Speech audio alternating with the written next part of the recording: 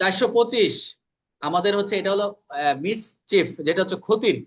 আমাদের যে ক্ষতির 425 অপকারে বা ক্ষতির সংজ্ঞার কথা বলা হয়েছে। 426 হচ্ছে ক্ষতির শাস্তি।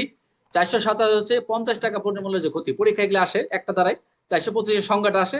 আর আসে 436 থেকে আসে, যেটা হচ্ছে আগুন লাগানোর একটা সেকশন রয়েছে এখানে। 436 ঘর বাড়ি ধ্বংসের উদ্দেশ্যে যদি আগুন টাগুন লাগায় এরকম। আর কোনো এখানে কোনো আছে, এই তিনটা সেকশন ইম্পর্টেন্ট, যা একটু আপনাদের দেখা দিচ্ছি।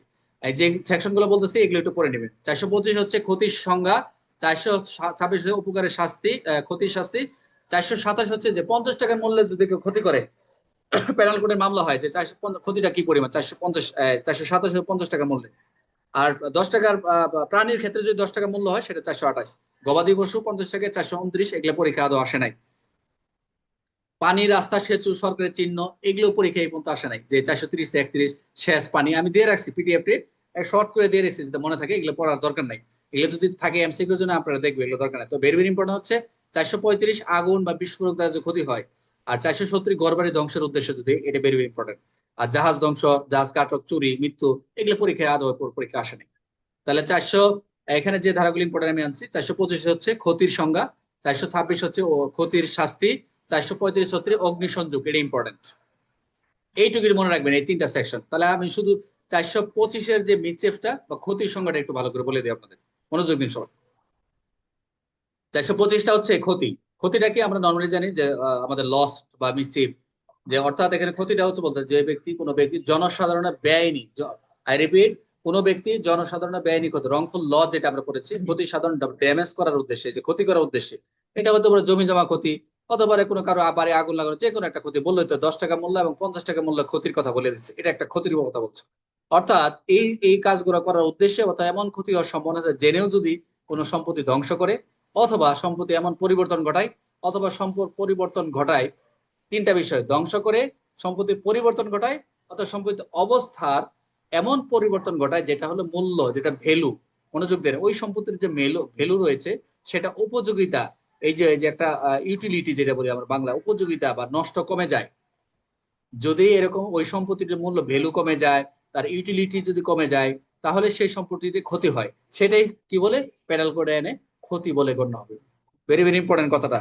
যে আপনি কারো যদি সম্পত্তি ধ্বংস করেন, সম্পত্তির কোনো পরিবর্তন ঘটান, অথবা কোনো সম্পত্তি আপনি কারো জমিতে যায়, আপনি কি করলেন, গাছ কেটে ফেলা, ধান কেটে ফেললেন, অথবা কারো জমিতে পশু পাখি লাগাই দিলেন, গবাদি পশু মেরে ফেললেন, অথবা আপনি একটা গাছ কেটে ফেললেন, এটার একটা ভ্যালু, এটার যে একটা ইউটিলিটি বা উপযোগিতা আপনার নষ্ট বা কমায় ফেলতেছেন, এই ক্ষেত্রে ওই সম্পত্তিটি ক্ষতিগ্রস্ত হচ্ছে, সেই ক্ষেত্রে এটি ক্ষতি বলে গণ্য হবে।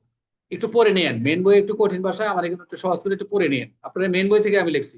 উপাদান এটার হচ্ছে তিনটা, এই ক্ষতির উপাদান তিনটা: সম্পত্তির ক্ষতি, অসৎ উদ্দেশ্য, আর এটা হচ্ছে ক্ষতি সংঘটিত হওয়া। এই তিনটাই সম্পত্তির ক্ষতি, পরিবর্তন, অসৎ উদ্দেশ্য, সবগুলোই রয়েছে। উদ্দেশ্য জ্ঞান থাকতে হবে যে আমি কাজটা করতেছি, এটা তার ক্ষতি হবে, আর ক্ষতি সংঘটিত হবে, তা ওই যে তার ভ্যালু বা ইউটিলিটি বা উপযোগিতা নষ্ট হবে। এই ক্ষেত্রে সেটা কি হবে, এই 425 ধারার, মনোযোগ দেন, কেউ যদি কোনো প্যানেল কোর্টে যদি ক্ষতি তাকে প্রমাণ করতে হয়, ক্ষতি প্রমাণ করতে হলে এই তিনটা উপাদান থাকতে হবে: ক্ষতি, সম্পত্তির পরিবর্তন বা ক্ষতি, আরটা হচ্ছে অসৎ উদ্দেশ্য বা জ্ঞান থাকতে হবে, আরটা ক্ষতি সংঘটিত হবে। এই তিনটা মিলে আর দ্য থ্রি এলিমেন্ট হলেই ইজিক্যাল টু কি হবে, লস্ট অথবা মিসচিফ বলে কি গণ্য হবে। ঠিক আছে? এটা একটা অপকার বলতে পারে না, মিটচে যেরকম আসছে, আমি তো ইয়েতে ট্রান্সলেট করে করছি এই।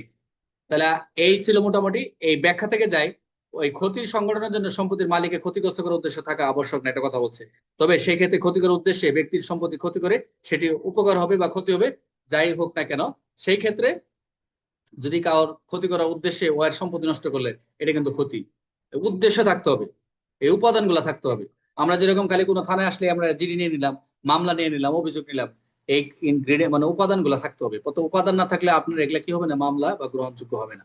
ব্যাখ্যা দুই: নিজের সম্পত্তি নষ্ট করে উপকার করা সম্ভব। এই যে অপকার, নিজের সম্পত্তি নিজের যদি নিজেও ক্ষতি করে, বলে না যে নিজের গায়ে নিজে আগুন লাগাই দিচ্ছে, বাড়িতে নিজের বাড়িতে নিজে আগুন লাগায় মামলা দিচ্ছে, এই 436।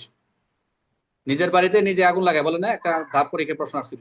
তো এটা নিজের সম্পত্তি নিজে ক্ষতি করে, এটা কিন্তু 425-এর একটা প্রযোজ্য হবে। তো উদাহরণগুলো সহজ। এটা হচ্ছে, এ যদি মূল্যবান জামানত পুড়িয়ে দেয়, নিজের ক্ষতি করে, এটা এটা এমসিকিউ আসছিল যে এটা কি ক্ষতি, না এটা কি প্রতারণা, নাকি এরকম প্রশ্ন আসছিল যে নিজের মূল্যবান জামিনপত্র পুড়িয়ে দিচ্ছে, এটার ক্ষতি হয়েছে, এটা হলো ক্ষতি। তারপরে বরফ বরফ ভরে পানি ঢুকে বরফ গুলিয়ে ফেলছে, এটা একটা ক্ষতি।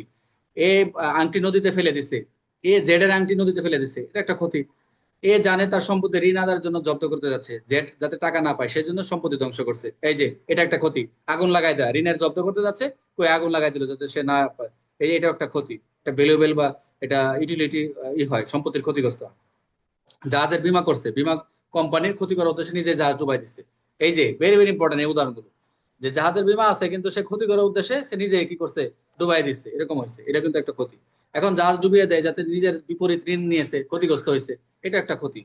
এ জেড এর মালিকানাধীন ঘোড়াকে গুলি করে মেরে ফেলে, এটা একটা ক্ষতি। ইচ্ছাকৃত ভাবে গবাদি পশু খেতে ছেড়ে দেয়, এটাই যে আমি যেটা আমি ক্লাস আপনাদের বলতেছিলাম, ইচ্ছাকৃত ভাবে একটা জমিতে লাগাই দিচ্ছে, ফসল নষ্ট করে দিচ্ছে, এটা একটা ক্ষতি। 425। এখন এটাকে 10 টাকার ক্ষতি হয়েছে না 50 টাকা মূল্য ক্ষতি হয়েছে, 427 হবে না 28 হবে, সেটার প্রশ্ন ধরন অনুযায়ী।